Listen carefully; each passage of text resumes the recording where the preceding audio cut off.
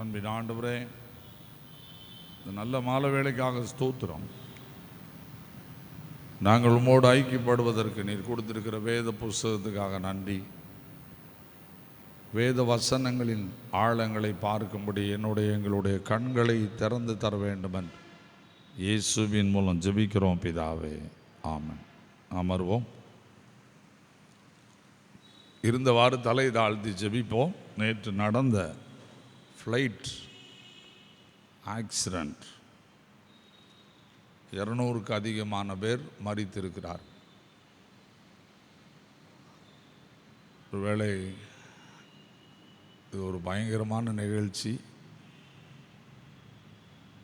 எதனாலே வந்தது எல்லாம் ஓடிக்கொண்டிருக்கிறார்கள். ஆனாலும் இந்த மக்களுடைய ஆறுதலுக்காக தலை தாழ்த்தி ஜெபம் செய்யும். கிருபை நிறைந்த ஆண்டவரே, சர்வ அதிகாரம் உம்மிடத்தில் இருக்கிறது. எங்கள் தேசத்தில் நடந்த இந்த ஆக்சிடெண்ட் ஆண்டவரே, இந்த விமான விபத்தில் மரித்து போனவர்கள், தங்கள் உடைமைகளை இழந்தவர்கள், தங்கள் உயிர்களை இழந்தவர்கள், சொந்தக்காரர்களை இழந்தவர்கள், மனைவி இழந்தவர்கள், கணவனை இழந்தவர்கள், பிள்ளைகளை இழந்தவர்கள், ஆண்டவரே, ஒருவனை அவன் தாய் தேற்றுவது போல தேற்றுவேன் என்று சொன்னவரே, கிருபையாய் அவர்களை தேற்றும்.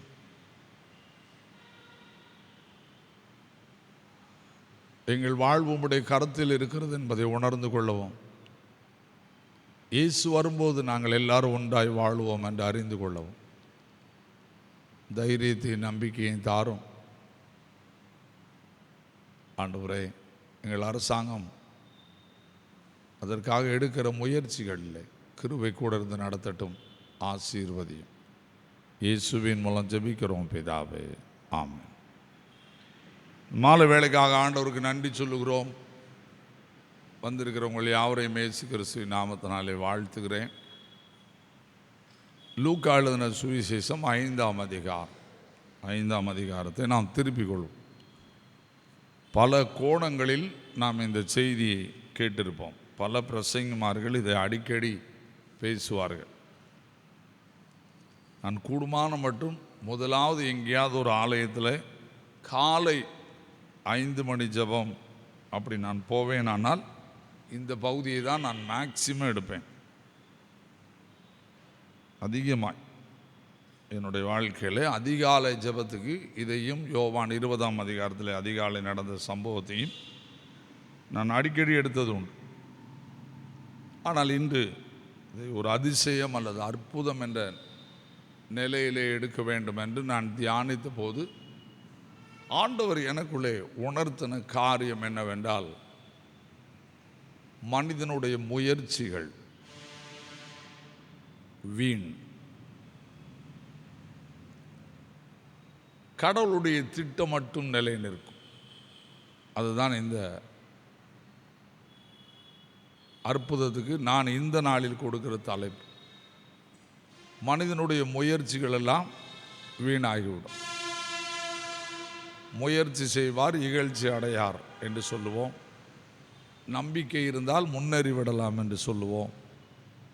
எல்லாம் நடப்பது எளிது.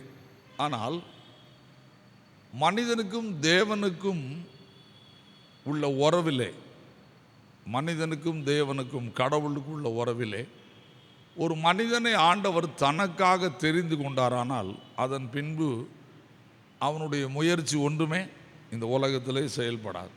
ஒரு காலத்தில் பல நாடுகளிலே இராணுவத்துக்கு கண்டிப்பாக ஆண்கள் என்ன செய்ய வேண்டும்? போக வேண்டும். என்ன படிச்சிருந்தாலும் போய் என்ன செய்யணும்? இன்றைக்கி யூதயா நாட்டில் எல்லோரும் யாராக தான் இருக்கணும்? இராணுவ வீரராக தான் இருக்கணும். கம்பல்சரி இராணுவ வீரராக இருக்கணும். இராணுவ வீரர் மட்டும் இல்லை, யூதயா தேசத்தில் எருசலேமில் இது இருக்குது. நன்றா புரிந்துக்கோங்க. ஒரு நாடு நம்மை தெரிந்து கொண்டால் நம்ம இஷ்டப்படி வாழ முடியாது. ஆனால் நம்மை படைத்தவர் நம்மை தெரிந்து கொள்வார். ஆனால் நம்மால் ஒன்றுமே செய்ய முடியாது. அதை தான் இந்த அதிகாரம் நமக்கு வேலை. ஒன்றுமே செய்ய முடியாது. நம்முடைய முயற்சிகள், நமக்கு தெரிந்த பிரயாசங்கள், நம்முடைய எல்லா அவருடைய படிப்பு, நமக்கு என்னெல்லாம் தெரியுதோ அத்தனை ஜீரோ தான். தேவ விருப்பத்தை மட்டும்தான் ஒரு மனுஷன் நிறைவேற்றணும். அதுதான் உண்மை. அதுக்கு யாருமே விதிவிலக்கு இல்லை. ஆனால் இது கடினமான ஒரு உபதேசம். இன்றைக்கி நான் இதை தியானிக்கிறதுக்கு எனக்கு இதை தான் உணர்த்தினார். இப்படி தான் நீ வியூ எடுக்கணும்னு சொன்னார். அதுக்கு நான் எடுத்த பகுதி என்ன அப்படி நீங்கள் பார்த்தீங்கன்னா, எரேமியா தீர்க்கதரிசன புஸ்தகம் 16ஆம் அதிகாரத்தை எடுங்க. எரேமியா 16ஆம் அதிகாரம் 16வது வசனத்தை ஒருத்தர் படிக்கணும். இதோ நான் மீன் பிடிக்கிற அநேகரை அழைத்து அனுப்புவேன், இவர்கள் அவர்களை பிடிப்பார்கள்.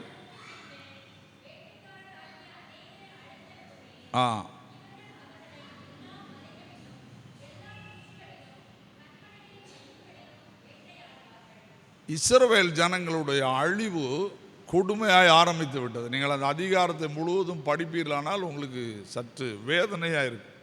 ஒரு சில வசனங்களை மட்டும் நான் அதை ஏன் இப்படி எழுதினார், இந்த ஒரு இடத்துல மட்டும்தான் மீன் பிடிக்கிறவர்கள் பிற்காலத்தில் ஊழியம் செய்வார்கள் என்று சொல்லப்பட்டிருக்கிறது. என்ன காரணம்? எருசலேமை அழிப்பேன் என்று சொல்லிவிட்டார், எருசலேமுக்கு இறங்க மாட்டேன் என்று சொல்லிவிட்டார். ஆதலால் எரேமியாவுக்கு என்ன சொல்லுகிறார்? நீ கல்யாணம் பண்ணக்கூடாது என்று சொல்லுகிறார். ஆண்டவருடைய திட்டங்களை எல்லாம் புரிந்து கொள்ளுங்கள். கடவுளுக்கு ஊழியம் செய்வது எவ்வளவு கடினம். ஒருவேளை ரொம்ப லேசாக நினச்சிக்கிறோம், இல்லை, ரொம்ப கடினம். ஆண்டவர் எரேமியாவை பார்த்து சொல்கிறார், இந்த இடத்துல நீ கல்யாணமே பண்ணக்கூடாது. எரேமியாவை பற்றி உங்களுக்கு தெரியுமா? எரேமியாவை பற்றி ஒரு நல்ல படம் எடுத்திருக்காங்க. எரேமியா இந்த ஊரில் ஒரு பிள்ளை அவனை ரொம்ப விரும்புது. எரேமியாவை பற்றி ஒரு நல்ல சினிமான்னு சொல்ல மாட்டேன், ஒரு கதை எடுத்திருக்காங்க. நான் பல கதைகளை வச்சுருந்து படிச்சிருக்கேன், உட்காந்து பார்ப்பேன். நிறைய கதைகள் இருக்கு. அவங்க இங்கிலீஷில் எடுத்து ரொம்ப அழகாக வெளியிட்டிருக்காங்க.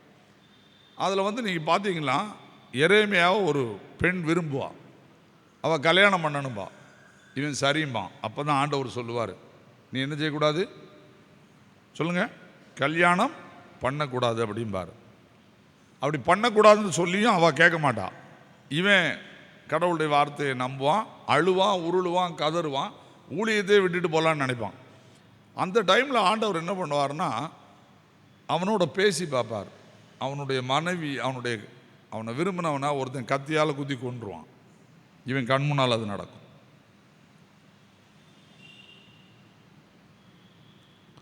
நான் அதை பார்த்து அதிர்ந்து இருக்கிறேன். அந்த படம் இன்றைக்கி எங்கள் வீட்டில் இருக்குது. நான் ஏன் சொல்லுகிறேன் என்றால், தெய்வ திட்டம் என்பதை மாற்ற முடியாது. அப்படி ஒரு நிலை எங்கே நடந்ததை நான் பார்த்தேன். எனக்கு ரொம்ப அதிர்ச்சியாக இருந்தது. இப்போ நீங்கள் பார்த்தீங்கன்னா, இங்கே எங்கேயுமே நீ என்ன செய்யக்கூடாது, கல்யாணம் பண்ணக்கூடாது. ஏன்னா நான் இவங்களை மொத்தமாக முடிச்சிட்டேன், இவங்களோட நான் இருக்க மாட்டேன், இவங்களுக்கு எனக்கு எந்த சம்பந்தமும் இல்லை. இஸ்ரவேல் ஜனங்களை பற்றி அவர் சொல்லிட்டார். அப்போ ஒரு ஊழியக்காரனுக்கு இருக்கிற எண்ணம் என்ன என்பது தான் 16ஆம் வசனம். நல்லா புரிஞ்சுக்கோங்க. ஒரு ஊழியக்காரனுக்கு இருக்கிற எண்ணம் என்ன என்ன நீங்கள் வேணா வாசிங்க பார்ப்போம். 10வது வசனத்தை.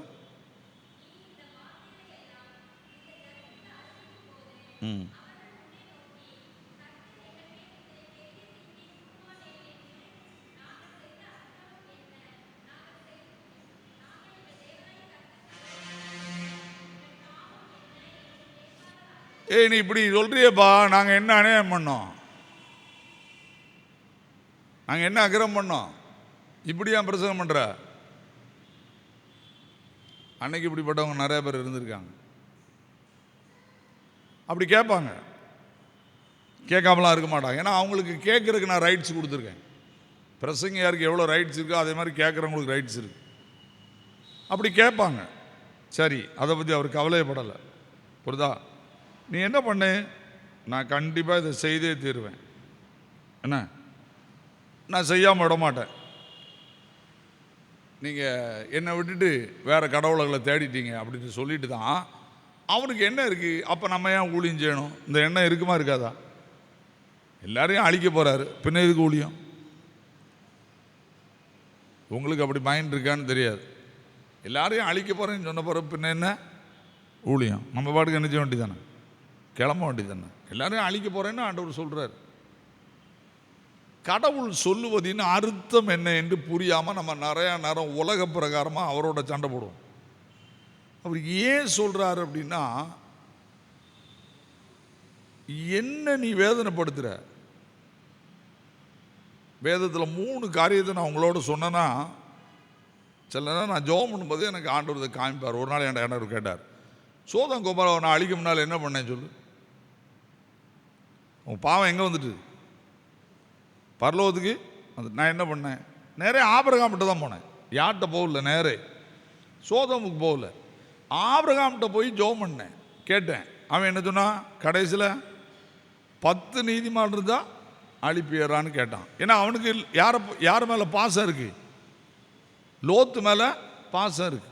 10 நீதிமான் இருந்தால் அழிப்பியரா? அது அவன் நல்ல வேலைக்கு 10ஓட விட்டதான் தப்பு. அவன் கணக்கு என்ன? லோத்துக்கு ஒரு 10 பிள்ளைகளாவது இருப்பாங்கன்ட்டு. அவன் 2 பிள்ளை நினைக்கல, 5 கூட அவன் வரல, கிளம்பி போயிட்டாங்க. அந்த பகுதி நீங்கள் படித்து பாருங்கள். காலையிலே எழும்பி ஆபிரகாம் எந்த திசை நோக்கி பார்த்தான்? சோதம் திசை நோக்கி பார்க்குறான். அழிஞ்சு போச்சுன்னு தெரிஞ்சு. இப்போ நான் ஒரு கேள்வி உங்கள்கிட்ட கேட்க போகிறேன். லோத்து மனைவி உப்புத்துணாயிட்டா. லோத்தால் ஆபிரகாம்கிட்ட வர முடிஞ்சா? இந்த கொஸ்டின் உங்களுக்கெல்லாம் வராது, எனக்கு அடிக்கடி வரும். எங்க லோத்து மனைவி இறந்துட்டா. லோத்து 2 பொட்டை பிள்ளைகளை வச்சுருக்கான், பெண் பிள்ளைகளை கையில் வச்சுருக்கான். இப்போ அவன் எங்கே வந்திருக்கணும்? நடந்து ஆபிரகாம்கிட்ட வந்திருந்தா பழைச்சிருப்பான். வந்தானா? வரல. ஏன்? ஏன்? அந்த அளவுக்கு ஆபிரகாம் மேல வெறுப்பா இருக்கான். நல்லா புரிஞ்சுக்கோங்க. அவனுடைய முடிவு பரிதாபமாக இருந்துச்சு. நம்ம எல்லாருக்கும் தெரியும் அது. என்ன, நல்லா புரிஞ்சுக்கோங்க. ஆண்டவர் பாவம் பெருகிற இடத்துல கிருபையை கொடுத்து பார்க்காரு. கிருபைக்குள்ளேயும் வர முடியாத மனிதர்கள் இன்னைக்கும் இருக்கான். இவங்க கிருபைக்குள்ளே வரல, இந்த இஸ்ரவேல் ஜனங்கள். அதான் ரொம்ப கஷ்டம். அடுத்து நீங்கள் பைபிளை படித்து பார்த்தீங்கன்னா, எல்லா பாவமும் ஏன்ட்ட எட்டிட்டுன்னு யோவான் ஆதியாகமம் 6ஆம் அதிகாரத்தில் சொன்னார். 125 வருஷம் பிரசங்கம் பண்ண சொன்னார். யார? நோவாவை. கடினமாக பேசுகிறார். திருந்தினாங்களா? திருந்தவே இல்லை. அவங்கள என்ன சொல்லியிருக்கு? வாரி கொண்டு போயிற்று. என்ன செய்யிட்டு? வாரி கொண்டு போனது அப்படின்னு தான் சொல்லியிருக்கு. வாசிங்க மத்தேயு 24ஆம் அதிகாரம் 38, 39. மத்தேயு 24, 38, 39. நல்லா புரிஞ்சுக்கோங்க. முன்னாலேயும் பின்னாலேயும் பார்த்து பார்த்து எழுதி வச்சிருக்காங்க பைபிளில். ஜலப்பிரயத்துக்கு முன்னான காலத்தில்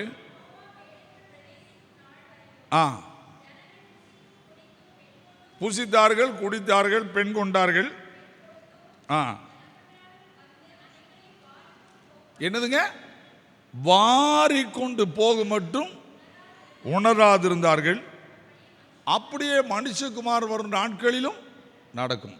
இனி கடைசி காலம் இப்படி தான் இருக்கும். ஜனங்களுக்கு உணர்வு வராது. நான் என்னதான் பண்ணேன், நான் எல்லாம் நோக்கியமாக தான் செய்கிறேன். ஏன்னா தன் விருப்பம் போல, சுய இஷ்டம் போல வாழ்கிற கூட்டம் பெருக ஆரம்பிச்சிருச்சு. எனக்கு ஏன் நியாயம்தான் முக்கியம், நான் சொல்கிறதான் சரி. இது உலகத்தில் பெருகும், ரொம்ப பெருக போகுது. அதான் கொடுமை. இது அன்னைக்கு நோவா காலத்தில் இருந்துச்சு. தேவ சமூகத்துக்கு பாவம் எட்டிட்டு ஆண்டவர் சொல்லி பார்த்தார். அடுத்து நினிவே பட்டணத்தார், நம்ம எல்லாருக்கும் தெரியும். நினிவே பட்டணத்தார் இவங்க பாவமும் எங்கே எட்டிட்டு? தேவ சமூகத்துக்கு எட்டிட்டு. தேவ சமூகத்துக்கு எட்டிட்டு. நல்லா புரிஞ்சுக்கோங்க. இதில் மனம் திரும்புறது யார் மட்டும்தான்? புறஜாதிகள் மட்டும்தான். நினிவே பட்டணத்தாருக்கு மனம் திரும்புறங்கிற எண்ணம் இருந்துச்சு. ஆனால் இஸ்ரவேல் ஜனங்களுக்கு இல்லை. அப்போது நம்முடைய வாழ்க்கையில் அது மாதிரி அப்போஸ்தலர் 20ஆம் அதிகாரத்தை படித்து பார்த்தீங்கன்னா, கொர்நேலுடைய ஜெபமும் தான தர்மமும் என் சமூகத்தில் எட்டினதுன்னு சொல்கிறான் புறஜாதியார். இப்போ நீங்கள் பாருங்கள், நம்ம செய்கிற எல்லாமே எங்கே வரைக்கும் போகும்? பரலோகம் வரைக்கும் போகும். நம்ம நினைக்கிறோம் நம்ம செய்கிற இந்த பூமியோடு நிற்கின்னு. இல்லை, பரலோகம் வரைக்கும் போயிட்டு. அப்படி போனது தான் எரேமியா 16 அதிகாரம். இப்போ மேலே வரைக்கும் போயிட்டு அங்கேருந்து ஒரு ஊழியக்காரனுக்கு என்ன வருது? நீங்கள் கல்யாணம் பண்ணாத, செத்து வீட்டுக்கு போவாத, இவங்களுக்காக ஜெபம் பண்ணாத, நான் எதுவும் இவங்களுக்கு செய்ய மாட்டேன், இவங்களுக்கு தண்டனையை சொல்லு. என்ன சொல்லு? நேபுகாத்நேச்சார் வருவான், இவங்களை அடித்து கொல்லுவான், ஒரு கல் மேல் ஒரு கல் இராதபடி இந்த ஆலயத்தை இடித்து போடுவான், இதை சொல்லு. அவனுக்கு எவ்வளோ வெறுப்பு இருந்திருக்கும். அதுக்கு முந்தின அதிகாரம் தான், நீங்கள் அதை பூரா படிக்கலாம். அவன் சொன்னதுனால முந்தின அதிகாரத்தில் என்ன இருக்குது அப்படின்னு சொல்லி. அப்போ இப்படி சொல்லும்போது அவனுக்கு சேர்த்து சொல்கிறார், நீ கல்யாணம் பண்ணாத, இங்கே இருக்கக்கூடாதுன்றார். இப்போ அவன் கண்ணீர் வடிக்கான், ஆண்டவரே அப்போ இந்த ஜனம் என்னைக்கு தான் திருந்தும்? நரகத்துக்கு தான் போகுமா? அதுக்கு தான் 16ஆம் வசனம் சொல்கிறார். என்ன, எத்தனை ஆயிரம் வருஷம் கழித்து நடக்கு? இயேசு கிறிஸ்து பிறந்த பிறகு தான் யார் வரா? மீன் பிடிக்கிறவர்கள் வராங்க. அவனுக்கு அன்னைக்கு தீர்க்க தரிசனம் சொல்கிறாரு, நான் இவங்களை இதோட விட மாட்டேடா, நீ நினைக்கிறவான இவங்கள சந்ததி சந்ததியாக நரகத்துக்கு விட மாட்டேன், இவங்களுக்கு ஒரு காலம் வச்சுருக்கேன், அந்த காலத்தில் நான் யாரை அனுப்புவேன்? மீன் பிடிக்கிற அநேகரை அழைத்து அனுப்புவேன், இவர்கள் அவர்களை பிடிப்பார்கள். அடுத்து வேட்டைக்காரங்கன்னு சொல்லியிருக்காங்க, வேற வழக்கம் இருக்குது. நான் இப்போ அதை சொன்னா உள்ளே நிறைய போகணும், புரிஞ்சுட்டா? அது வேற ஒரு வியூவில் எழுதிருக்கு, புரிஞ்சுட்டா? இப்போ நீங்கள் புரிந்து கொள்ளுங்க, இந்த தீர்க்க தரிசன வசனம் நிறைவேறுகிறது தான் இந்த லூக்கா 5 அதிகாரம் ஒருத்தர் எழுதுகிறார். என்ன, இந்த லூக்கா 5 அதிகாரம் எழுதி இந்த எரேமியா 16ஆம் அதிகாரத்தினுடைய தீர்க்க தரிசனம் நிறைவேறுதுன்னு ஒருத்தர் எழுதுகிறார். நான் இதை உங்களுக்கு புரியுறதுக்காக அதை சொல்லி கொடுக்குறேன். அப்போ ஆண்டவர் வேதத்தின்படி தான் தன்னுடைய பணிகளை நடத்தியிருக்கிறார், வேதத்தின்படி தான் தன்னுடைய பணிகளை நடத்தியிருக்கிறார். இப்போ நீங்கள் பார்த்தீங்கன்னா, இப்போ இந்த மீன் பிடிக்கிறவர்களே அநேகரை அழைத்து அனுப்புவேன்னு சொல்லிட்டார். இதில் மாட்டிக்கிட்டது யாரெல்லாம்? இயேசு கிறிஸ்து பிறப்பதற்கு எத்தனையோ 1000 ஆண்டுகளுக்கு முன்னாக யார் சொல்லிட்டு போயிட்டா? எரேமியாட்ட ஆண்டவர் சொல்லிட்டு போயிட்டார், மீன் பிடிக்கிற அநேகரை அழைத்து அனுப்பேன். இப்போ இந்த மீன் பிடிக்கிற தொழிலில் யாரெல்லாம் மாற்றா? பேதுரு, யாக்கோபு, யோவான், அந்திரேயா. நான் சொல்றது புரியுதா? இந்த குரூப் பூரா மாட்டிக்கிட்டு இப்போ நல்ல தொழில் பண்ணிட்டு இருக்காங்க. ஆண்டவர் உங்களை ஆசீர்வதிச்சிருக்கார். ஆனால் இப்போ வேத வசனத்தின்படி என்ன செய்யணும்? வேத வசனத்தின்படி என்ன செய்யணும்? ஆண்டவர் மீன் பிடிக்கிறவரை தனக்கு ஊழியக்காரனா தேர்ந்தெடுக்கணும். அந்த நிலை இப்போ வந்திருக்கு. ஆண்டவர் இதுக்கு முன்னால் இவங்களை பார்த்தாரா? பார்த்தாருனா இப்போ அதுக்கு போனோன்னா ஒரு 10 நிமிஷம் ஆகும், புரியுதா? இதுக்கு முன்னால் ஆண்டவர் பேதுருவை பார்த்தாரா? பார்த்தார். பார்த்தார் பார்த்தாரா? பார்த்தார். யாரோட? அந்திரேயோட நடந்து போகும்போது பார்த்தாரு, பேசினார். அப்போ கூப்பிட்டாரா? கூப்பிடல. அதுக்கப்புறம் தான் என்ன பண்ணுறார்? இவர் சரி இவன் நமக்கு தேவை அப்படின்னு புரிந்து கொண்டு என்ன பண்ணுறாரு? இப்போ நேரே காலையில் எத்தனை மணிக்கு வந்திருப்பார் நினைக்கிய? சுமார் கரெக்டாக சொல்ல முடியாது, எத்தனை மணிக்கு வந்திருப்பார்?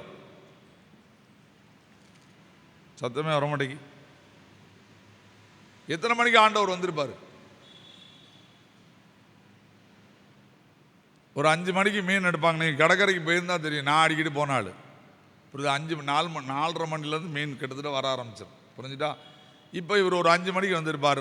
என்ன 5 மணிக்கு வந்திருப்பார். நம்மால் என்ன பண்ணிக்கிட்டு இருக்கான்? வலைய அலசிக்கிட்டு இருக்கான்.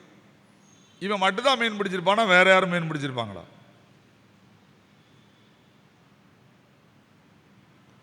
பேச மாட்டேங்க. இவன் மட்டும்தான் அங்கே மீன் பிடிச்சிருப்பாங்களா? வேற யாரும் மீன் பிடிச்சிக்கிட்டு இருந்திருப்பாங்களா? பைபிளை முன்ன பின்ன படிக்கணும். சைகை காட்டினார்கள் வந்தான்னு இருக்கு பாருங்க, புரியுதா? அப்போ நிறைய பேர் மீன் பிடிச்சிருக்காங்க. யாருக்கு மட்டும்தான் மீன் கிடைக்கல? சத்தமே வர மாட்டேங்க. யாருக்கு மட்டும்தான் மீன் கிடைக்கல? பேதருக்கு மட்டும்தான் மீன் கிடைக்கல. மற்ற எல்லாருக்கும் என்ன கிடைச்சிருக்கு? அவனவளுக்கு தக்க மீன் கிடைச்சிருக்கு. நான் சொல்றது புரியுதா? நீங்கள் ஒரு பகுதியை படிக்கும்போது சுற்றி படித்தாதான் விளங்கும். இப்போ எல்லாருக்கும் வேலை கிடைக்கி, நம்ம பிள்ளைகளுக்கு மட்டும் என்ன கிடைக்க மாட்டேங்கி? இந்த சத்தமே வர மாட்டேங்கி. எல்லாருக்கும் சுகம் கிடைக்கி, நமக்கு மட்டும் சுகம் கிடைக்க மாட்டேங்கி. எல்லாருக்கும் விரும்பினது கிடைக்கி, நமக்கு என்ன செய்ய மாட்டேங்கி? விரும்பினது கிடைக்க மாட்டேங்கி. இதுக்கு யார் காரணம்? 2 காரணம். முதல்ல நான் சொல்லிட்டேன்.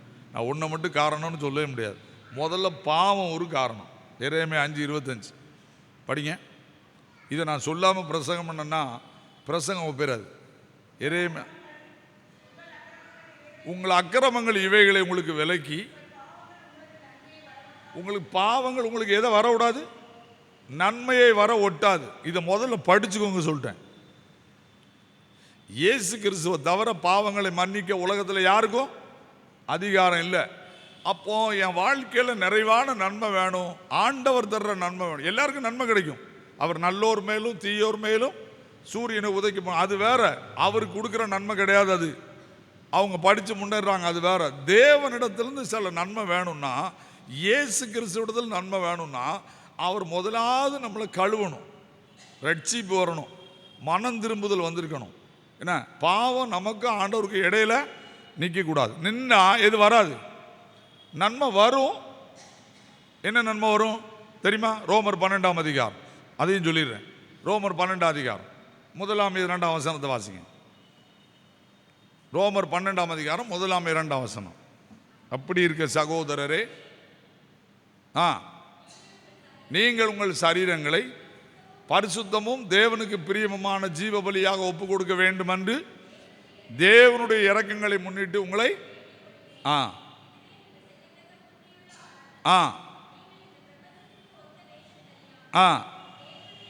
அலோ அங்க முக்கணும். நீங்க இந்த உலகத்தை விட்டு ஆண்டவரோட நெருங்கி வாழும்போது தேவரீருடைய நன்மையும் பிரியமும் பரிபூரணமான சித்தம் இன்னதென்று பகுத்து உணரத்தக்கதாக உங்கள் மனம் புதிதாகிறதுனாலே, அப்போ ஆண்டவர்கிட்ட முழுமையாக வந்துட்டா தேவன் கொடுக்கிற நன்மை எதுங்கிறத தெளிவாக அவர் நினைச்சுவார். இதுதான் ஆண்டவர் எனக்கு தர்ற வேலை, இதுதான் ஆண்டவர் எனக்கு தர்ற தொழில், இதுதான் ஆண்டவர் எனக்கு தர்ற ஆசீர்வாதம். அதில் நீ பயப்பட வேண்டிய அவசியமே இல்லை. ஏன்னா கர்த்தருடைய ஆசீர்வாதமே ஐஸ்வர்யத்தை தரும், அதனோடு அவர் வேதனையை கூட்டார். பாவம் வந்தால் வேதனை வந்துடும், அதுக்குள்ள நுழைய முடியாது. நல்லா புரிஞ்சுக்கிடணும். புரிஞ்சுட்டா? அப்போ பாவம் செய்யாமல் வாழணுங்கிற உணர்வு நம்மகிட்ட இருக்கணும். பாவம் நன்மையை தடுத்துரும். அடுத்த ஆண்டவரே நமக்கு நன்மை தரணும். என்ன இப்போ நான் இருக்கேன், ஆண்டவர் எங்கள் அம்மா சொல்ல நான் கேட்கல, கொளுத்து திரிஞ்சேன், என்ன பைபிளை தூக்கி எரிஞ்சேன், கடவுள் இல்லைன்னு சொன்னேன், கம்யூனிசத்தில் தீவிரமாக இருந்தேன், துணிஞ்சு அலைஞ்சேன். 3 வியாதி வந்துச்சு எனக்கு. முதல்ல வந்தது மூலமலை, உட்கார்ந்த இடம்லாம் பிளட் ஆகும். கோயம்புத்தூரில் போய் ஒரு கடையில் உட்காந்து வியாபாரம் பார்த்தேன். வியாபாரம் பார்த்து வியாபாரத்தை படிச்சிட்டேன். ஷாப்பிங் வியாபாரம் பார்த்தேன். அடுத்து ஒரு எலக்ட்ரிக்கல் வியாபாரம் பார்க்குறக்குரிய எல்லா ஏற்பாடும் பண்ணி வச்சுருக்கேன். உட்கார்ந்துருந்த இடத்துலலாம் பிளட் ஆகுது. வீட்டுக்கு வந்தால் ஜோமாயிருது. கோயம்புத்தூரில் பஸ் ஏறி இங்கே வந்தோடனே ஜோமாயிரும். எங்கள் அம்மா சொன்னாங்க, உன்னை ஆண்டவர் எங்கே அழைக்காரு, உன்னை ஆண்டவர் எதுக்கு அழைக்காரு, ஊழியத்துக்கு. எங்கள் அம்மாட்ட என்ன சொன்னமா, உங்கள் ஆண்டவருக்கு மூத்த பிள்ளை தானே வேணும், எனக்கு மூத்தவன் அவன் இருக்காம்ல, அவனை தானே நீ ஒப்பு கொடுக்கணும், என்னையும் ஒப்பு கொடுத்த ஜோலியை பாரு, சண்டை. அடுத்த வியாதி ஈசனோஃபிலியா.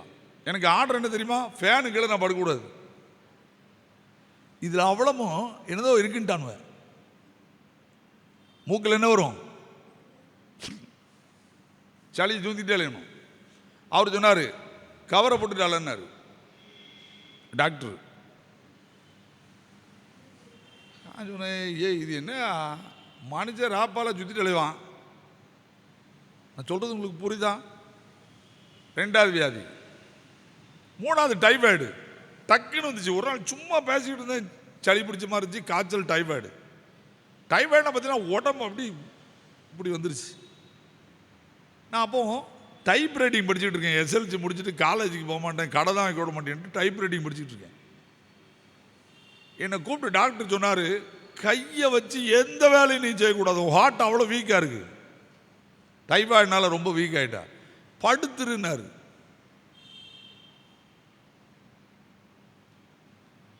எனக்கு அப்பவும் பிடிக்கல. என்னெல்லாம் கடவுள் அப்படின்னு தான் சண்டை போட்டுக்கிட்டு இருந்தேன். பைபிளை தூக்கி எறிறேன் கோட்டைக்கு வெளியே, எல்லாத்துலேயும் ஏற்று தான் என்ன. ஆனால் ட்ரெயினிங் ஸ்கூலுக்கு போட மாட்டேன்னு போட்டேன், எனக்கு இடம் கிடச்சி. எல்லா பாடமும் முதல் ட்ரிப்பு ஃபெயில் ஆனேன். எங்கள் அம்மாட்ட போய் சொன்னேன், உங்கள் கடவுள் என்னை நல்லா கேவலப்படுத்துகிறாரா, சூசைட் பண்ணுன்னு பிளான் பண்ணேன். ஜோன்ஸ் ராக்லாண்ட் ஆயிரவாள் என்னால் மறக்கவே முடியாது. அன்றைக்கி ஆராதனைக்கு போயிருக்கேன். அப்போ கதீட்ரல் ஆராதனையில் கதீட்ரல் கோயிலில் மேலே ஓட பிரித்து மேய்ஞ்சிக்கிட்டு இருக்காங்க. நூற்றாண்டு மண்டபத்தில் ஆராதனை நடந்துகிட்டு இருக்கு. ஜெயசந்திரராஜ் பிஷப்பும் அவர் தான் அந்த சர்ச்சை நடத்துகிறாங்க. ஜோன்ஸ் ஐயா எழுப்பி வந்தார். தற்கொலை செய்ய வேண்டும் என்று வந்திருக்கிற வாலிபனே, உனக்கு ஒரு 3 தற்கொலைக்கு ரீசன் சொல்ல போகிறேன்னாரு. அன்னைக்கு அந்த நூற்றாண்டு மண்டபத்தில் இருந்து அழுதவன் தான். அதுக்கு முன்னால் என் வாழ்க்கை ஆண்டவர் லைட்டாக ஒப்பு கொடுத்துருந்தேன். ஏஆர் ஜெயிச்சில் என்ன ஜோம் பண்ணும்போது முழுமையாக ஒப்பு கொடுக்கல. அப்போ அவர் என்கிட்ட சொன்னார், ஆண்டவர் உன்னை ஊழியது கிடைக்கிறடா, ஒன்றும் ஊழியது கிடைக்காது. அன்னைக்கு கீழ்படிஞ்ச வேணாம், எல்லா வாசலையும் அடைச்சாரு. எனக்கு அவ்வளோ திறமை ஆண்டவர் கொடுத்துருந்தார். தொழில் செய்வதற்கு நான் எத்தனை பேருக்கு ஐடியா கொடுத்துருக்கேன். ஆனால் என்ன தொழில் செய்ய விடலை. நல்லா புரிஞ்சுக்கோங்க, ஆண்டவர் யார்? திறக்காதபடி பூட்டுகிறவர், பூட்டக்கூடாதபடி திறக்கிறவர். என்ன, ஒரு மனிதனுடைய ஊழிய அழைப்புங்கிறது வந்த உடனே வந்துடுவாங்க. எனக்கு கடைசியாக சொன்ன எச்சரிப்பு என்ன தெரியுமா? எனக்கு கடைசியாக சொன்ன எச்சரிப்பு நீங்கள் கேட்டீங்களா? வலை பிடிக்கும்போது, வலை போடும்போது வந்துரு. எனக்கு கடைசியாக ஒரு பிரசங்கர் சொன்ன வார்னிங், வலை போட்டு மீன் பிடிக்கும்போது வலையில் விழுந்துரு. வலையில் வரமாட்டேன்னு சொன்னீங்கன்னா தூண்டில் போடுவார், கொட்டல் வரைக்கும் பிடிச்சி கிழிப்பார். மரியாதை உள்ளவான்னாரு. அது பிறகு தான் நான் கீழ்படிஞ்சேன். அத்தனை வியாதி எங்கே போச்சுன்னு எனக்கு தெரியாது. நான் டெய்லி இவ்வளோ மாத்திரை சாப்பிடணும், ஒரு மாத்திரை தொட்டது இல்லை. நான் அழைப்பு என்பது ஆண்டவர் அழைப்பு, அதை யாரும் மாற்ற முடியாது. இப்போ ஆண்டவர் எரேமியா 16 அதிகாரத்தை எடுத்து படிச்சாரான்னு படிச்சிருப்பாரு, அவருக்கு தெரியாது, அவர் தானே சொன்னவர். இப்போ பார்க்குறாரு, ஓஹோ மீன் பிடிக்கிறவனை தேடணும். இப்போ என்ன பண்ணு, ஆண்டவர் ஜெபம் பண்ணார். என்ன ஜெபம் பண்ணியிருப்பாரு? கடற்கரைக்கு வரமுனாலும் ஆண்டவர் ஜெபம் பண்ணுறார், பேதுரு வலையில் ஒரு மீனும் விழாதே. எனக்கு இதில் நம்பிக்கை இருக்கு. உங்களுக்கு நம்பிக்கை இருக்கா? ஆண்டவர் சொல்ல எது கேக்கு? மீன்கள் கேக்கு. கேட்காம போன ஒரே பாவிகள் யார் தான் சொல்லுங்க? மனுஷன் மட்டும்தான். கழுத கேக்கு, கழுத கேக்கு. யார் சொல்ல? ஆண்டவர் சொல்ல. மீன்கள் கேக்கு. என்ன, அவர் சொற்படி செய்யும் பெருங்காற்றேன்னு எழுதியிருக்கிறான். பெருங்காற்று கேக்கு. யார் பேச்ச? ஆண்டவர் பேச்ச. கடலில் உள்ள தண்ணி ஆண்டவர் சொல்ல கீழ்ப்படுது, கடவாத அப்படின்னு சொன்னா கீழ்ப்படுது. சூரியன் யார் சொல்ல கேக்கு? ஆண்டவர் சொல்ல கேக்கு. புரியுதா? நான் சொல்றது உங்களுக்கு புரியுதா புரியலையா? கழுத ஆண்டவர் சொல்ல கேட்டிருக்கீங்களா? ஆனால் கேட்காத ஒரே பாவிகள் யார் தான்? மனிதர்கள். அதுவும் கிறிஸ்தவன் தான், கோயிலுக்கு வர்றவன் தான். ஆலயத்தில் வந்து என்ன உட்கார்றவன் தான் ஆண்டவர் சொல்லி கேட்கறது கிடையாது. நல்லா புரிஞ்சுக்கோங்க. என்ன, நம்ம வேதத்தில் நம்ம நிறைய படிக்க, அதுக்கு என்ன காரணம்னு சொல்லி எனக்கு ஒரு லே செக்ரட்டரி சொன்னார். அவர் தசமலை பக்கத்தில் எடச்சோளங்கிற ஊரில் ஒருத்தர் ஜெய்சிங்னு இருந்தார். அவர் சர்ச்சில் ஒரு நாள் பிரசங்கம் பண்ணிட்டு நான் வாரேன். அப்போ ஒரு லே செக்ரட்டரி பல வருஷங்களா திருநெல்வேலி டயசிஸில் என்னை வீட்டுக்கு வர சொன்னார். போய் ஜெபம் பண்ண போனேன். தம்பிமா நல்லா இருந்துச்சு, உன் செய்தி ஆழமாக இருந்துச்சு, எச்சரிச்சார். ஆனாலும் நம்முடைய சபையில் ஒருத்தனும் திருந்த மாட்டான். நான் இத்தனை வருஷமாக லே செக்ரட்டரியாக இருக்கேன், ஒருத்தனும் திருந்தின மாதிரி தெரியல. ஒன்றை மாதிரி ஊழியரும் திருந்த மாட்டான், போதகனும் திரும்ப மாட்டான் அப்படின்னாரு. சொல்லிட்டு என்னை கூட்டு உட்கார சொன்னார். காலையில் நம்ம வீட்டில் முத்தம் தொளிப்பாங்க பார்த்துருக்கியான்னாரு. எனக்கு மறக்க முடியாது அவரை. ஆமாண்ணே, முத்தம் தொளிச்சு தொளிச்சு அந்த மண்ணாக இருந்த இடம்லாம் என்ன ஆகி போச்சு? நான் சொல்லுங்க, இறுகி போச்சு. அதை மாதிரி நீங்கள் ரொம்ப பிரசங்கம் பண்ணி பண்ணி சபையார் மனசுலாம் என்ன செய்ய போச்சு? இறுகி போச்சு. ஒரு 200 வருஷம் பிரசங்கமே இவனுக்கு பண்ணப்படாது, கடவுளே தெரியப்படாது. ரோட்டில் பிச்சை எடுத்தானே அறிவு வந்துடும் சொல்லிட்டு நீ ஜெபம் பண்ணு அப்படின்னாரு. நல்லா புரிஞ்சுக்கோங்க. வசனத்தை சொல்லி சொல்லி இருதயம் என்ன செய்யுது? கடினப்பட்டு போச்சு.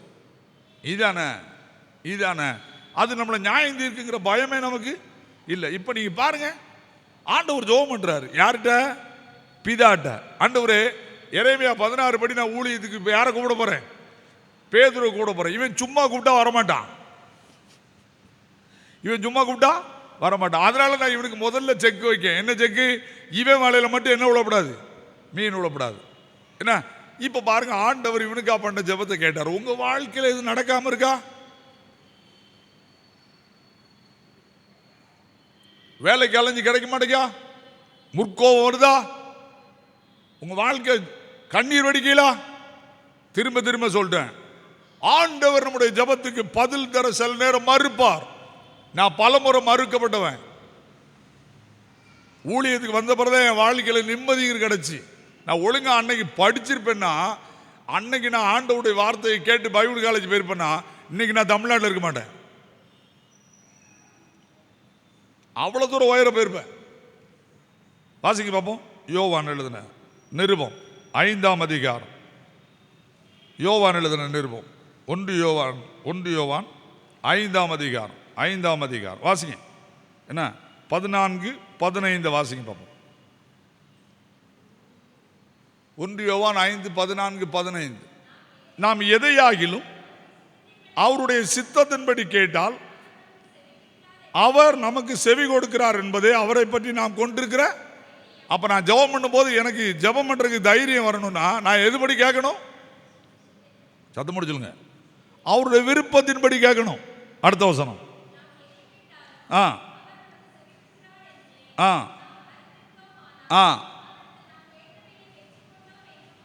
நீங்க அதை எதை கேட்டாலுங்கிற வார்த்தையை எதை கேட்டாலும் நினைச்சுக்கலாம். எதை கேட்டா ஆண்டவர் தருவார். அந்த வசனம் தான் அதுல போட்டு. எதை கேட்டாலும் எதை கேட்டதெல்லாம் தருவார் இல்ல, எதை கேட்டா ஆண்டவர் தருவார். அப்படி நீங்க அறிஞ்சு ஜெபம் பண்ணீங்கன்னா ஆண்டவர் தருவார். இப்ப நான் போய் ஆண்டவர்கிட்ட போய், ஆண்டவர் எனக்கு ஒரு கடை வச்சு தரணும்னா ஒரு 100 நேரம் ஜெபம் பண்ணிருப்பேன். எனக்கு ஒரு வெத்தலைவா கடை போதும் ஆண்டவர், இந்த ஊழியமே வேண்டாம், ஆளை விடு. பல முறை நான் அழுதுருக்கேன். பதிலே கொடுக்க மாட்டாருன்னு எனக்கு தெரியும்.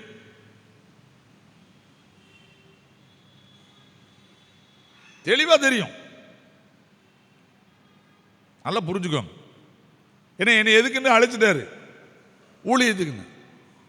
அப்ப நம்ம புரிந்து கொள்ள வேண்டியது என்ன?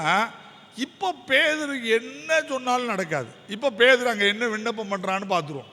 இப்ப ஆண்டவர் பேதுருட்ட என்ன சொல்றாரு? பேதுரு அப்படிங்காரு. என்ன? ஏய், அவன் படகுல ஏறி நின்று அவனை கடுப்புல இருக்கான்னு வச்சுக்கோங்க. இப்ப அவன் படகுல ஏறி நின்று அவர் என்ன செய்யறாரு? ஏப்பா, இந்த படகு கொஞ்சம் ஆழத்துல தள்ளி விடுன்றார். அவன் என்ன பண்ணிக்கிட்டு இருக்கான்? வலைய அலசிக்கிட்டு இருக்கான். எங்க இருந்து வலைய அலசிக்கிட்டு இருக்கான்?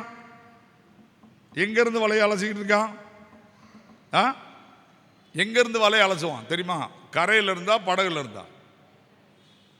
நீ பார்த்திருக்கீங்களா? படகுல இருந்து வலைய கொஞ்சம் கொஞ்சமா தான் எடுப்பாங்க, மொத்தமா எடுக்க மாட்டாங்க. 3 வலை கொண்டு போனான்னா 2 வலை எங்க தான் கிடக்கும்? படகுல கிடக்கும். வெளியே எடுத்துட்டு வந்து உதறுவாங்க. அந்த பாசிலாம் போகும். 2-3 பேர் சேர்ந்து அப்படியே காய போட்டுருவாங்க. அப்புறம் தான் அள்ளிட்டு போவாங்க. புரிஞ்சுட்டா? இப்போ ஆண்டவர் இவன் படகுல ஏறி உட்காந்துக்கிட்டு தள்ளுனாரு.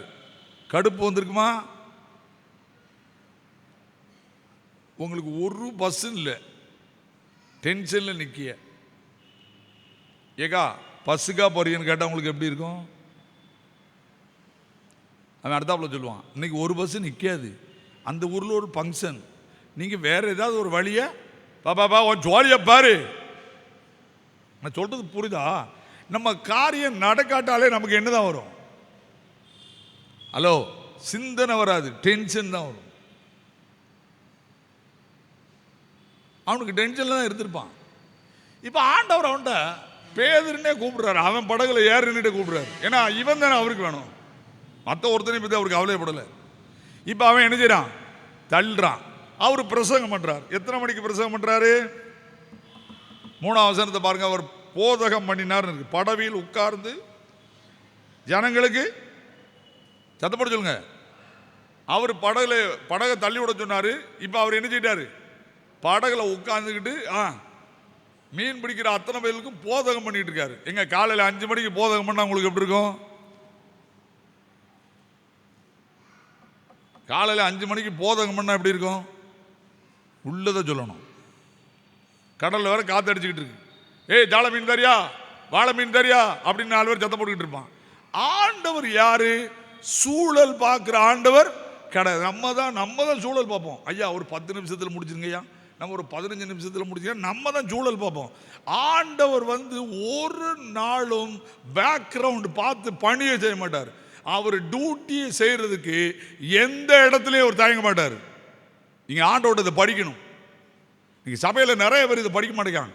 ஒரு 10 நிமிஷத்தில் முடித்தா நல்லா இருக்கும், உனக்கு பிடிக்கிட்ட எளிம்போ. அவர் டியூட்டி, அவர் என்ன விரும்புகிறாரோ அதை தான் ஒரு ஊழியக்காரனை பயன்படுத்துவார். அவருக்கு வேலைக்காரங்க நாங்க. புரியுதா? நல்லா புரிஞ்சுக்கோங்க. அவருக்கு வேலைக்காரங்க நாங்க. ரொம்ப கடினம். யோசிங்க. அப்ப நம்முடைய வாழ்க்கையில இதுல என்ன இருக்கு? அவர் டியூட்டி அவர் பார்க்கிறார். அவர் பாட்டு பிரசவம் பண்ணிட்டு இருக்காரு. யாராவது கேட்டிருப்பாங்களா? ஒரே ஒருத்தன் கேட்டிருக்கான். யாரு? யாருக்குமே கேட்க செவி இல்லை. ஆனா யாருக்கு விருப்பமா கேட்டிருக்காரு? பேதுருக்கு விருப்பமா தான் அவர் பேசியிருக்காரு. இப்ப நீங்க பாருங்க, அதற்கு இப்ப அவர் என்ன சொல்றாரு? வாசிக்க பார்ப்போம் 4ஆம் வசனம். இந்த வசனத்தை அண்டர்லைன் பண்ணிக்கோங்க. இந்த வார்த்தையை ரொம்ப கேர்ஃபுல்லா படிக்கன்னா, அவர் வேலையை முடிச்ச பிறகுதான் எவ்வளவு நேரம் பேசினா இவனுக்கு விசுவாசம் வரும்னு யாருக்கு தான் தெரியும்?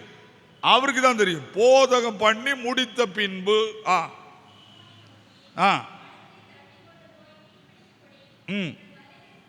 அவர் வலைகளை போடுங்கள்னாரு. நம்மால் என்ன பண்றான் பாருங்க. ஐயா ராம் முழுவதும் பிரயாசப்பட்டுட்டேயா, ஒன்று அகப்படவில்லை. வலையை போடுகிறேன். அவனுக்கு நம்பிக்கை இருக்கு, 100% நம்பிக்கை இல்லை. ஏன்? மீன் காலையில ராத்திரி தான் வெளியே வரும், காலையில எங்க போயிரும்? உள்ள போயிரும். ஆண்டவர் சொல்றாரு நீ ஆழத்துல தான் வலையை போடுன்றாரு. இவன் அதை புரியுறான். ஆனாலும் இவனுக்கு என்ன இல்லை, மீன் தான் உள்ள ஓடிடுமே, எப்படி மீன் கிடைக்கும் இவன் நினைக்கிறான். ஆனா ஆண்டவர் சொல்றாரு போடு. எனக்கு அவன்கிட்ட ரொம்ப பிடிச்சது என்ன தெரியுமா? ரொம்ப வெக்ஸா இருந்திருக்கான். கண்டிப்பா அவனுக்கு எனக்கு மீன் தேவை போல தெரியுது. அதனால ஆண்டவரே ஒண்ணு வேண்டாம், ஆண்டவரே எல்லா பணியும் முடிச்சு நான் போய் தூங்க போறேன்னு சொல்லியிருப்பான்னு வைங்க, இவர் கதை முடிஞ்சு போயிருக்கும். அப்ப ஆண்டவர் அவனுக்குள்ள அந்த வசனத்தினால நம்பிக்கையை ஊட்டிட்டாரு. இப்ப சரின்ட்டு போய் என்ன செய்யறான்? ஒரு வலையை தான் போடுறான். போட்ட கொஞ்ச நேரத்தில் என்ன செய்து அந்தபடி அவர்கள் செய்து தங்களை வலை கிழிந்து போகத்தக்கதாக மிகுதியான. இப்ப பேதுரு பார்க்கிறான், என் சரித்திரத்தில் இப்படி மீன் கிடைக்கல.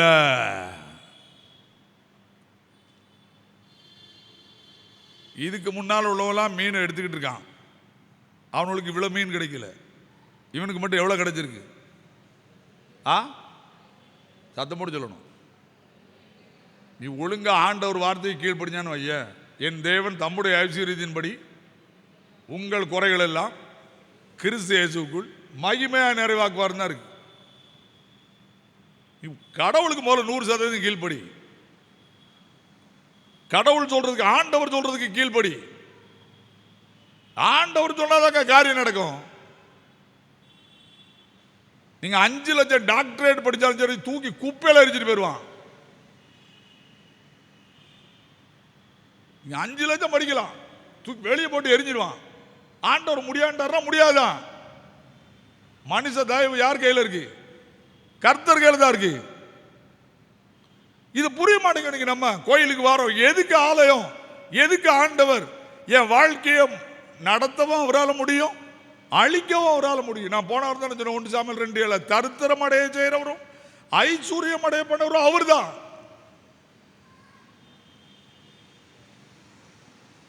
போய் முழங்கால் போட்டு அழியா, என்னை பத்தி உங்க சித்த என்ன?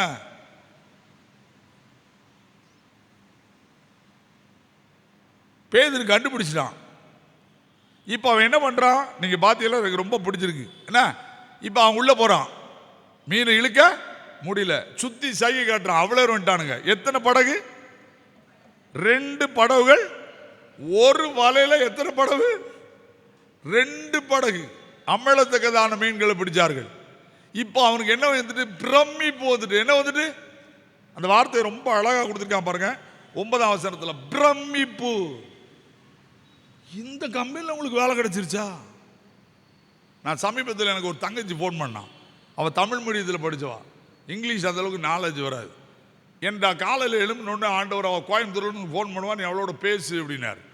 என்னடா என் கூட ரொம்ப எனக்கு தங்கச்சி மாதிரி அந்த பிள்ளைகள் 3 பேர் அவங்க வீட்டில். சொல்லுடா அப்படின்னு. சார் நான் என்ன செய்யணுன்னா, நீ கோயம்புத்தூரில் உன்னை கல்யாணம் பண்ணி கொடுத்தாச்சு, கோயம்புத்தூரில் உனக்கு வேலை கிடைக்காது, உடுமலைப்பேட்டையில் உனக்கு வேலை கிடைக்கும், ஒரு பெரிய இங்கிலீஷ் மீடியம் ஸ்கூலில் உனக்கு வேலை தர போகிறான், இது சத்தியமாக நடக்கும் அப்படின்னு அவட்ட 1 மணி நேரம் நான் பேசியிருக்கேன். அவன் அடுத்தாப்புல ஒரு ஸ்கூலுக்கு இன்டர்வியூ போகிறான். உடனே எங்கே வேலை கிடச்சிருச்சு? அந்த இங்கிலீஷ் மீடியம் ஸ்கூலில். இப்பவும் வேலை பார்த்துட்டு இருக்கான். அவன் என்கிட்ட திருப்பி கேட்டான், சார் இது உங்ககிட்ட ஆண்டவர் இவ்வளவு தெளிவாக சொன்னாரா? சொன்னால் கேட்டு சொல்ல. காலையிலே முழங்கால் போட்டு ஜோம் பண்ணும்போது உன்னை பற்றி ஞாபகம் வந்துச்சு, அதனால தான் நீ ஃபோன் பண்ணுவான்னு எனக்கு சொன்னார், அதனால தான் நான் அவன்கிட்ட சொன்னேன் அப்படின்னு. இது ஆண்டவர் லேசாக சொல்லுவார். புரிஞ்சுட்டா? நான் சொல்கிறது உங்களுக்கு புரியுதா? உங்களுக்கு பார்க்க எங்களுக்கு கஷ்டமாக தெரியும். நாங்கள் இதில் மாட்டிக்கிட்டோம். நான் சில வீட்டுக்கு போய் இதை செய்யாதுங்கன்னு சாதாரணமாக சொல்லிட்டு போயிட்டு, நான் ரொம்ப கடவுளுடைய தீர்க்கதரிசியில் வெளிப்பட மாட்டேன். சாதாரணமாக நார்மலாக தான் சொல்லுவேன், இப்படி செய்துக்கிடுங்க, இது தப்பு, இது செய்யாதுங்கன்ட்டு. ஏன்னா அதை கடவுள் சொன்னார் திரும்ப அவன் அற வாங்கணும். அதனால் மைன்யூட்டாக ரொம்ப ஆழமாக சொல்ல மாட்டோம், மேல் டாப்பில் சொல்லிட்டு போயிடுவோம். கேட்கடா அதை பற்றி கவலைப்பட மாட்டோம். நாங்கள் நல்லா புரிஞ்சுக்கோங்க. ஒரு சின்ன காரியத்தை தேவ திட்டப்படி செய்கிறதுக்கு அது ஒரு சாதாரணமானது கிடையாது. படிச்சுக்கோங்க. ஆண்டவர்கிட்ட அழணும், முழங்கால் போடணும், கதறணும், கடந்து ஏன் ஆண்டவரேன்னு கேட்கணும். நான் நேற்று சாயங்காலம் உங்கள் சர்ச்சுக்கு இன்னும் வரக்கூடாதுன்னு முடிவு பண்ணிட்டேன். நம்ம இடத்த காலி பண்ணணும்டா, நமக்கு தேவையில்லை அப்படின்னு மொட்டை மாடியில் 3வது மாடியில் எங்கள் வீட்டில் உட்காந்து காற்று வாங்கிட்டு அழுதுகிட்டு இருக்கேன். டக்குன்னு ஒரு மெசேஜ் வருது, அகஸ்டின் ஜெபக்குமார்னு மெசேஜ். 5:30 மணிக்கு உட்கார்ந்தவன் 9:15 வரைக்கும் அந்த மெசேஜை கேட்டேன். 2 மெசேஜ் கண்டினியூவாக வருது. இங்கே நடக்கிற பிரச்சனை அவருக்கு தெரியவே தெரியாது. அவர் அப்படியே எனக்கு என்ன சொல்லணுமோ அதை சொல்றாரு. என்ன கிடக்கு இதில் 2 கிடக்கு. நைட்டு ஓசனை எனக்கு அடிக்கான். நான் அந்த மெசேஜ் கேட்டேன்டா, ஆண்டவர் இப்படி தானே பேசுவார், வைடா போனேன் அப்படின்னு. என் ஒய்ஃப் என்ன கேட்டா, இங்கே 5:30 மணிக்கு போயிட்டு 9:15 சாப்பிட வரக்கூடாதா? இந்த பாரு, இதை உட்காந்து கேட்டுக்கிட்டே இருந்தேன், மறுபடியும் கடவுள் பேசுகிறாரோ. நான் ஏன் சொல்கிறேன்னா, என்னதான் நமக்குள்ள கோபம் எரிச்சல் இருந்தாலும் கடைசியில் யார் தான் நம்மோட பேசுவா? ஆண்டவர் தெளிவாக பேசுவார். ஆண்டவர்கிட்ட தப்பவே முடியாது. ஏன் நான் சொல்கிறேன், ஆண்டவர் உயிரோடு இருக்காருங்க. எனக்கு ஒரு யாக்கோப்புன்னு ஒரு அண்ணன் உண்டு, பேரூரில் சொல்லுவார். அவர் சொல்லுவார், கல்லுக்குள்ள இருக்கிற தேரைக்கும் யார் தான் சாப்பாடு கொடுக்கா? கல்லுக்குள்ள என்ன இருக்கும்? தேரை. அதுக்கும் யார் தான் சாப்பாடு கொடுக்கா? ஆண்டவர் தான் சாப்பாடு கொடுக்காரு. ஊழியத்தை நல்லா செய்ய அப்படின்னு போயிடுவார். இப்போ யோசிங்க, விடிய விடிய மீன் கிடைச்சி பிராக்டிஸ் போச்சு. ஆண்டவர் ஒரு வார்த்தை சொன்னார், மீன் கிடைச்சிருச்சு. இப்போ ஆண்டவர் உனக்காக முதலமைச்சர்கிட்டையும் பேசுவார், பிரதமர்கிட்டையும் பேச அவரால் முடியும். முன்னால் உட்கார்ந்து இருக்கிற பிரின்சிபல்ட்டையும் பேசல அவரால் முடியும். அவர் சொல்ல ஆகும், அவர் கட்டளையிட நிற்கும். அவ்வளோதான். இந்த தைரியம் நமக்கு வரணுங்க. இந்த அதிகாரத்தில் அதுதான் நான் படித்தேன். நான் நேற்று ஒரு நாளே என் மனைவி என்கிட்ட கேட்க மாட்டான். இன்னைக்கு காலையில் நான் கிளம்புனால, இப்பா என்ன அற்புதத்தை பேச போறிய? எனக்கு ஆண்டவர் ராத்திரியே சொல்லிட்டார்ல, லூக்கா 5 அதிகாரத்தை எடுத்து பேசுன்னு சொல்லிட்டாரு அப்படின்னு. அப்படியா? புக்கு இங்கே கிடக்கு, நான் அற்புதத்துக்குரிய புக்கு. இல்லை, என்ன ஆண்டவர் தெளிவாக இதை தான் பேச சொன்னார், எனக்கு இதை தான் பேசுவேன், வேற எதையும் மாற்ற மாட்டேன் அப்படின்னு எனக்கு உணர்த்தறதுக்காக சொல்றாரு. பார்த்துக்கடா, என்னால் மீனை தர முடியும், என்னால் மீனை திரும்பி போக சொல்லவையும் முடியும். மீனே எனக்கு கீழ்ப்படுது. இப்போ நல்லா புரிஞ்சுக்கோங்க. இப்போ அவன் மீன் அடிக்கிறான், பிரமிப்பு வந்துட்டு. பிரமிப்பு வந்தவொடனே என்ன செய்திருக்கணும்? ஆண்டவரேன்னு பாதத்தில் விழுந்தான். அது சூப்பர். சொல்லிட்டு என்ன சொன்னா, நான் பாவியான மனுஷன், என்னை விட்டு பிசாசு ரொம்ப தெளிவான பார்த்துக்கோங்க. என்னதான் சொல்லி கொடுப்பான்னு தெரியுமா? நீ அழைச்ச நோக்கத்துக்கு மட்டும் ஒப்பு கொடுக்காதம்மா. பாவியான மனுஷன் சொன்னது நல்ல வார்த்தை, ஏன்னா அதுதான் ஆண்டவர் விரும்புறாரு. ஆனால் என்ன சொல்றான்? ப்ளீஸ் இடத்த காலி பண்ணுன்றான். ஏன்? கணக்கு போட்டு பார்த்துட்டான். 2 படகு நிறைய என்ன இருக்கு? மீன் இருக்கு.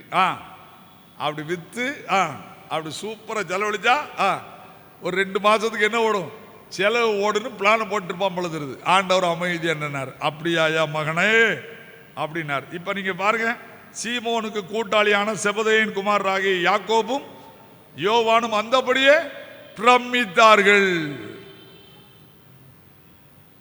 இப்ப ஆண்டவர் சீமோன் மட்டும்தான் பேசுறார். சீமோனே, இது முதல் மனுஷனை பிடிக்கிறவனாய் மாறுவாய். முடிஞ்சு போச்சுங்க, காலிங் சொல்லிட்டார். இப்ப நான் ஒரு கேள்வி கேட்க போறேன். கல்யாணம் கட்டினவன் சீமோனுக்கு மாமி இருக்கா? நல்லா புரிஞ்சுக்கோங்க சொல்லிட்டேன். சீமோனுக்கு மாமி இருக்கா? கல்யாணம் கட்டினவன் எங்க மாமியார்ட்ட போய் சொல்லிட்டு வரேன்னு சொன்னானா? ட்ரெஸ் எடுத்துட்டு வரேன்னு சொன்னானா? இன்னைக்கு மட்டும் பொறுத்துக்கிறோம் நாளைக்கு வரேன்னு சொன்னானா? இந்த மீனை வித்து அந்தால நாசமா போயிரும், அவளும் கருவாடா போயிரும். நான் இதை வித்து சொன்னா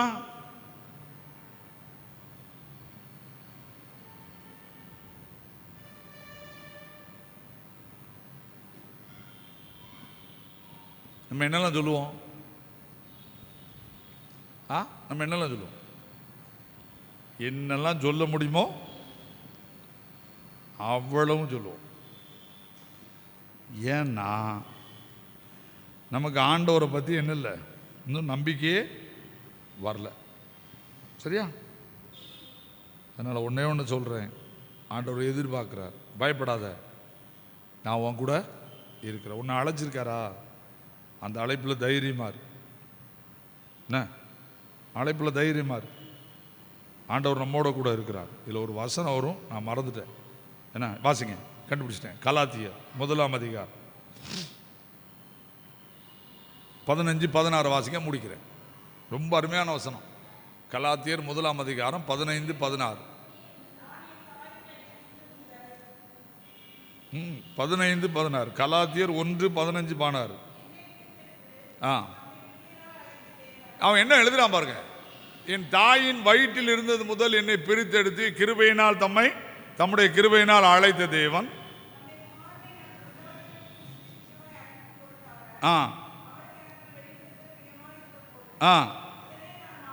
நல்லா புரிஞ்சுக்கோங்க. அவனை பத்தி ஒரு வேர்டு போட்டிருப்பாங்க, உடனே நான் மாம்சத்தோடும். அதுக்கு என்ன அர்த்தம்? ஏன் சுய யோசனையை எடுக்கவே இல்லை.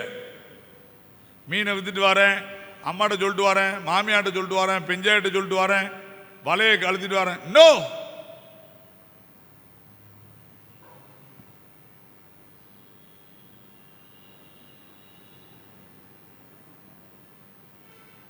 நல்லா புரிஞ்சுக்கோங்க. அரபி தேசத்திற்கு புறப்பட்டு போய் மறுபடியும் தமஸ்குவுக்கு, அந்த அரபி தேசத்தில் தான் அவன் 3 வருஷம் இருக்கிறான். எத்தனை வருஷம்? அங்கே இருந்து தான் எங்கே போனான் தெரியுமா? பரதீசிக்கு போனான். மாம்சத்தோடு இரத்தத்தோடு என்ன பண்ணல? நம்ம அடிக்கடி என்னதான் பண்ணுவோம்? என்னையும் சேர்த்தான் சொல்றேன். பிரச்சனை வந்தோடனே என்னதான் வருது? மாம்சத்தோடு இரத்தத்தோடு தான் யோசனை பண்ணுவோம். ஆனா அவன் மாம்சத்தோடு இரத்தத்தோடு யோசனையே பண்ணவே இல்லை.